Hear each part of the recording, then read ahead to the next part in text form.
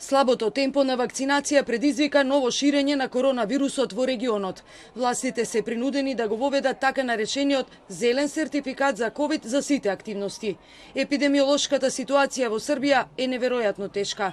Болничките капацитети се исполнети до максимум, во болниците се речиси 7000 пациенти, од кои над 270 се на респиратор. Од вчера и тука почна да се воведува ковид пасошот, а се очекува следната мерка да биде воведување на онлайн настава. Da svim ugostiteljskim objektima, dakle, restoranima, kafićima, barovima, svim sličnim objektima, nakon 22 časa od subote 23. oktobra nećete moći da budete u zatvorenom prostoru bez validne COVID пропусници. Првиот човек на кризниот штаб Предраг Кон состојбата ја нарече катастрофална. Откри дека нивното барање до владата било ковид пропусницата да се воведе од 17 часот, а не да важи практично само за нокните клубови. Mi nažalost imamo situaciju da je pred nama dolazi sezona slava, dolazi zima. To su meseci kada je vrlo aktivni i ovaj virus.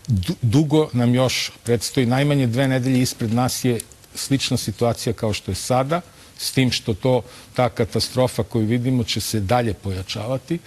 I krajnje je vreme da oni koji su bili neodlučni da se odluče, jer gubimo vreme i, nažalost, gubimo živote. Бугарите од денеска ќе мора да покажат вакцинален сертификат ако сакаат да влезат во сите затворени јавни места, освен аптеки, банки и продавници за храна. Ширењето на Делта сојот ги принуди властите да ги повлечат и учениците од физичка настава.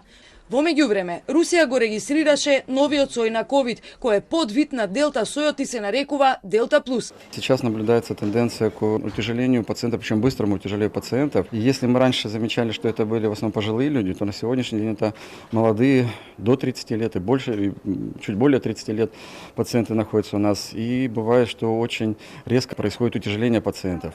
Поэтому на сегодняшний день ковид действительно стал как-то агрессивней. Главниот град Москва за прв пат од пандемијата влегува во карантин кој ќе трае од 28 октомври до 7 ноември. Во тој период се ќе биде затворено, освен аптеките и продавниците за храна.